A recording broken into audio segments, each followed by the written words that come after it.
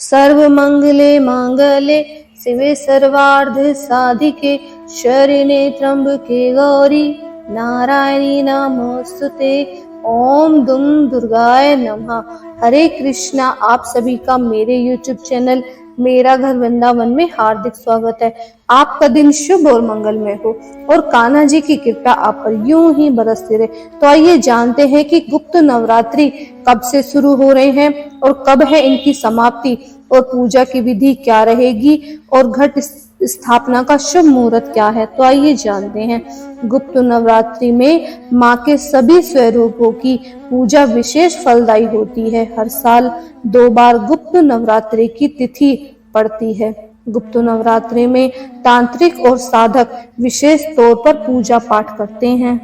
इस साल की गुप्त नवरात्रि 10 फरवरी से आरंभ हो रही है। माघ शुक्ल महीने की प्रतिपदा से प्रारंभ यह नवरात्र 19 फरवरी तक रहेगा। इस दौरान श्रद्धालु निराहार या फलहार रहकर माता की आराधना करेंगे। 10 फरवरी को प्रथम तिथि से लेकर 9वीं तिथि तक माता का 9 स्वरूपों की आराधना की जाएगी। इस नवरात्रि में माँ के सभी स्वरूपों की पूजा विशेष फलदायी और सभी मनोकामनाओं को पूर्ण करने वाली होती है। तो आइए जानते हैं कि घट स्थापना का शुभ मुहूर्त क्या रहेगा। माघ महीने की शुक्ल पक्ष की प्रतिपदा तिथि 10 फरवरी की सुबह 4:28 से रात्रि 12:45 तक रहेगी।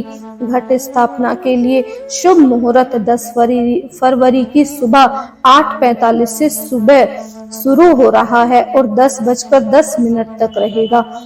घट स्थापना का शुभ मुहूर्त की कुल अवधि 1 घंटा 25 मिनट तक रहेगी। साल में 4 नवरात्र माघ, चैत्र, आषाढ़ और अश्विनी में आते हैं। इसमें माघ और शाढ़ में आने वाले नवरात्र को गुप्त नवरात्रा कहते हैं। गुप्त नवरात्रों में 10 महाविद्याओं की पूजा का विधान है। ये 10 महाविद्याएं माँ काली, तारा, त्रिपुर सुंदरी, भुवनेश्वरी, छिन्नमस्ता, त्रिपुर भैरवी, धूमावती, बंगलामुखी, मातंगी और कमला देवी हैं। ये 10 महाविद्याएं 10 रुद्र अवतारों की शक्तियां हैं। तो आइए इन 10 अवतारों के बारे में जानते हैं।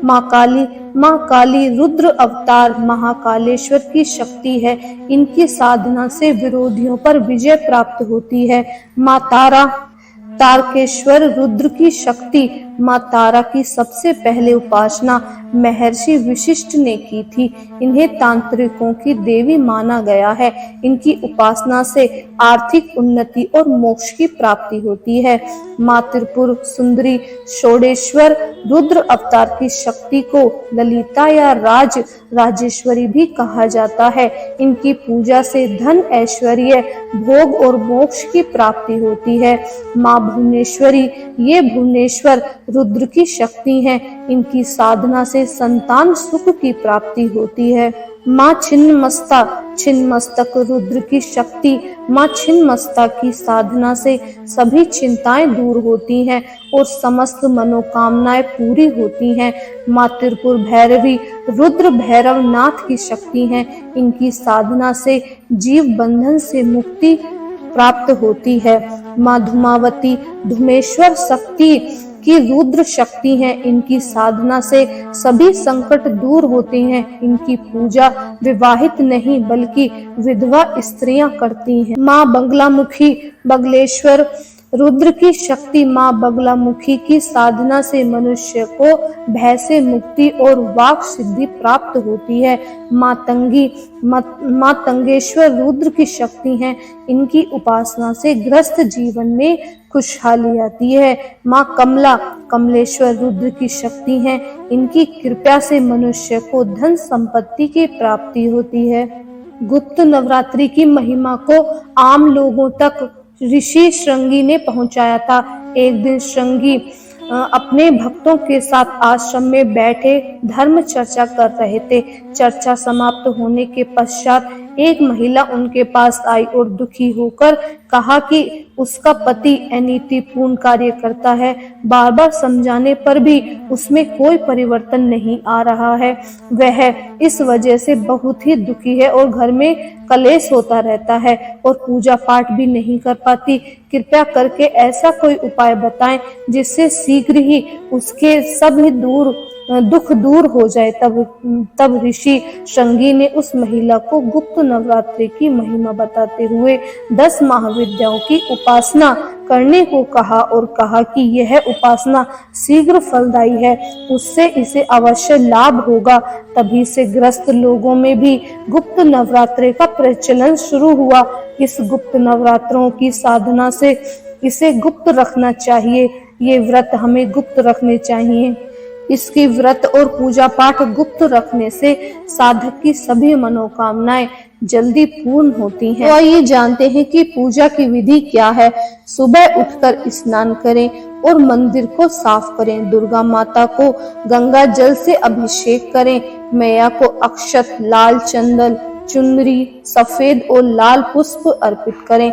सभी देवी देवताओं का जल अभिषेक कर फूल, फल और तिलक लगाएं। प्रसाद के रूप में फल और मिठाई चढ़ाएं।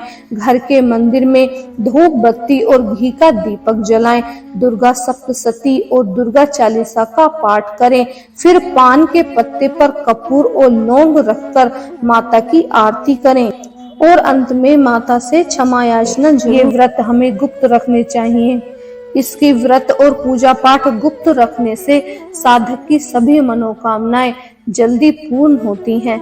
तो ये थे गुप्त नवरात्रि के पूजा पाठ के नियम और कैसे करें और कौन कौन सी माता की पूजा की जाती है। अगर आपको ये जानकारी अच्छी लगे तो प्लीज हमारे चैनल को जल्दी से सब्सक्राइब कीजिए, लाइक कीजिए और इस वीडियो को ज्यादा से ज्यादा शेयर कीजिए। ओम दुम दुर्गाय नमः।